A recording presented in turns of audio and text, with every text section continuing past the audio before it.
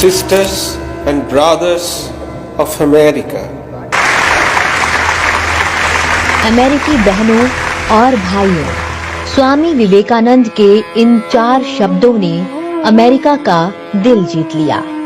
विवेकानंद के इन आत्मीय शब्दों के सम्मान और समर्थन में आर्ट इंस्टीट्यूट ऑफ शिकागो में पूरे 2 मिनट तक बजती रही तालियों ने अपने धर्म व संप्रदाय की सर्वश्रेष्ठता पर इतराने वाले अमेरिकी और यूरोपीय धर्मगुरुओं का अभिमान तोड़ दिया।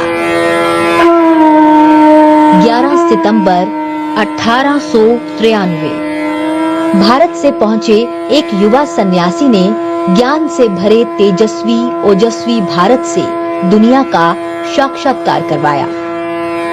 11 सितंबर को स्वामी विवेकानंद ने हिंदुत्व पर विस्तृत व्याख्यान दिया। I am proud to belong to a religion which has taught the world both tolerance and universal acceptance.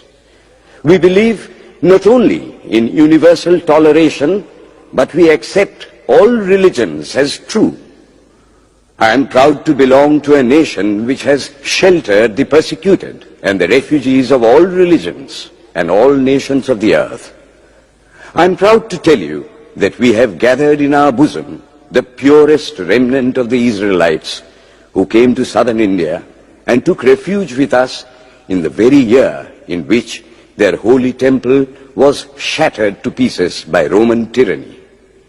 I am proud to belong to the religion which has sheltered and is still fostering the remnant of the grand Zoroastrian nation. कम ही लोग जानते हैं कि Chicago महासभा के अलावा स्वामी जी ने अलग अलग विषयों पर दिए अपने व्याख्यानों से पश्चिम जगत को झकझोर कर रख दिया।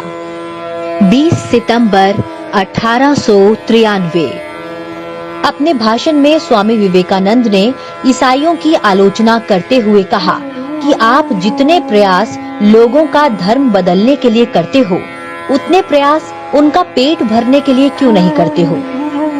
उन्होंने बात को आगे बढ़ाते हुए कहा, भारत के पास धर्म का अभाव नहीं है, अभाव रोटी का है।